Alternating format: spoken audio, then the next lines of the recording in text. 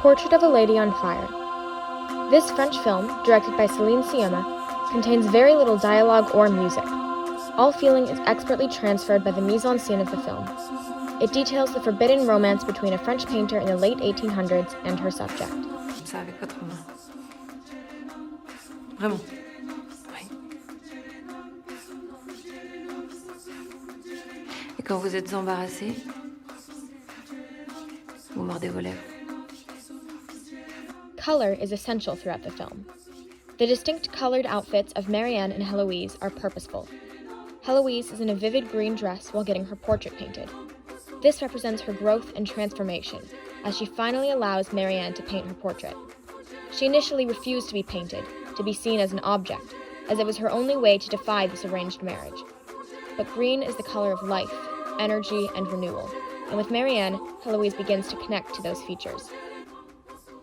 Pardonnez-moi, je n'aimerais pas être à votre place. Marianne is in a red, more humble dress. The extravagance of Heloise's displays her status as a well-bred aristocratic woman, which is the source of her plights. She has always been gazed upon as an object, and is now expected to marry a man of good status. Marianne is in a less extravagant dress, showing her status as a working woman, a painter. She is in red, though, the complementary color to Heloise's green. They complement each other, bringing out each other's true personality, passion, and spark. Mais nous sommes à la même place.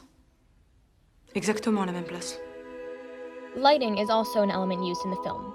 Sciamma chose the location because she expected it to be cloudy and dreary, but when they showed up, it was incredibly bright and sunny. This ended up working for the film, though. The story is told in two timelines, and this one we're watching is Marianne's memories of her time with Heloise. Those memories are bright, comforting, compelling. They draw Marianne back with their warmth even when she tries to forget them, and this is shown in the comforting lighting. Sciamma also looked at portraits by women from the era of the film. She found that the lighting seemed to emanate from the subjects themselves, rather than coming from a place, which is what she emulated. Nothing is shining down on the two women. There's no spotlight pointing on their story for others to look at. They contain their own light. They are not props on a stage being looked upon, but rather they are looking at each other. Regardez. Si vous me regardez, qui je regarde moi? The blocking and character proxemics are essential to feel the tension in the scene. Heloise draws Marianne to her. This is the essential moment when the line between the painter and the subject has been broken. Before this, the scene played out with us looking at Heloise the same way Marianne looks at her. They are far from each other, each within their own frame, with the camera frame matching the portrait frame. This represents the objectification that Heloise had so desperately tried to escape. Women at the time were nothing but objects to be placed in a frame. Heloise was a pretty face to be sent to her husband. In this essential moment, though, Heloise breaks that barrier. She pulls Marianne close to her, looking at her the way the painter does the subject. They stand close to each other and eventually meet eyes. Through this blocking, the audience can feel the tension between the two. The audience can tell exactly what they are thinking and want to do. Then, Marianne pulls away, and Heloise's disappointment is visible.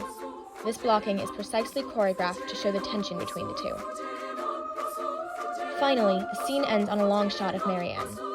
This shot is from Heloise's point of view. She is her own painter, too.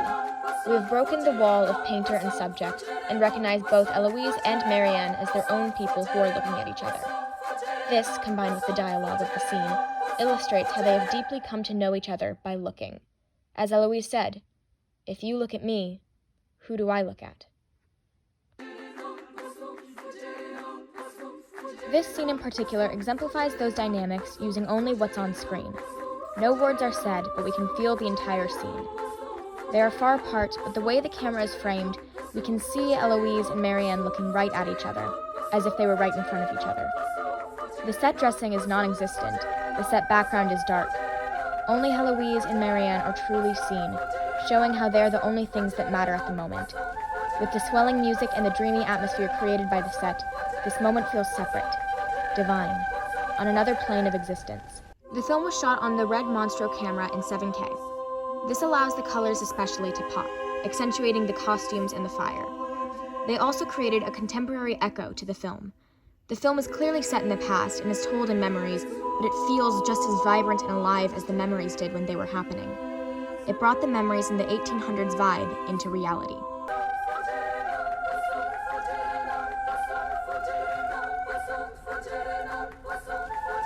Then we have the moment for which the film is named. Heloise is the lady on fire. The fire is both a prop, a part of her costume, and a part of her. Heloise has always been filled with fire. She defies her mother and the arranged marriage. She is eccentric and refuses to stay in a box. She is passionate and strange and the opposite of the aristocratic lady she is supposed to be. Marianne sees this. She sees Heloise's fire, she brings it out in her, and she loves it. Heloise is unbothered by the flames on her dress because she is fire. The only lighting from this scene is the flame on Heloise's dress, representing how Heloise is her own light and the only light that Marianne sees. However, that flame is smothered. The blocking of the women putting out the fire on Heloise's dress also correlates to how her mother smothers her flame. She has to marry a man and become a lady. She is forced into the life of an aristocratic wife. She is forced to say goodbye to Marianne, and her flame is taken from her. If the flame had continued to burn, though, she would have burned herself in the process. If Heloise had continued to defy her marriage, if she had pursued a genuine relationship with Marianne, they would have been destroyed. Heloise could not be her wild, free self in that time. It was not allowed. And Marianne and Heloise could never have been public with their relationship, or they would have been outcast or killed. This scene is their final goodbye. Heloise is in her wedding dress. The costume choice is the final nail in the coffin that this is real. Heloise is going to be married and they will never see each other again. The white of the wedding dress is supposed to represent purity and innocence, but in some cultures it represents death. This is the death of Heloise's happiness, of her love, of her life. The last image Marianne sees of Heloise is her in the wedding dress, a reminder that they will never be together, and Heloise will have to be with someone she hates for the rest of her life. One moment of blocking that makes the scene especially poignant is when Marianne hugs Heloise's mom. The mother is confused, there's no reason for them to hug. But Marianne does this so it does not look strange when she hugs Heloise. Their hug is painfully short, but viscerally emotional. This blocking serves to accentuate how forbidden and secret their romance is. They can't even hug goodbye without it seeming strange. Then we follow Marianne down the stairs. Through most of the film, there are hardly ever low or high angle shots. The shots are almost always at eye level, making the characters equal. In a world where all of our characters are constantly seen as lesser due to their gender, they are finally on an equal level. However, this shot uses a high angle and unsteady camera work to represent Marianne's lack of power and imbalance. The set and set dressing is stark and empty, and the lighting is dark. Marianne is running into the vague, confused darkness of a life without Heloise. This shot parallels a shot from earlier, in which Marianne is following Heloise from behind. Retourne-toi. The final moment of blocking is when Marianne turns. This exact move directly parallels the myth of Orpheus and Eurydice, as told in the film.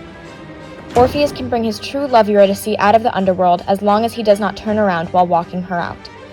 At the last moment, though, he loses faith and turns around, condemning Eurydice to death.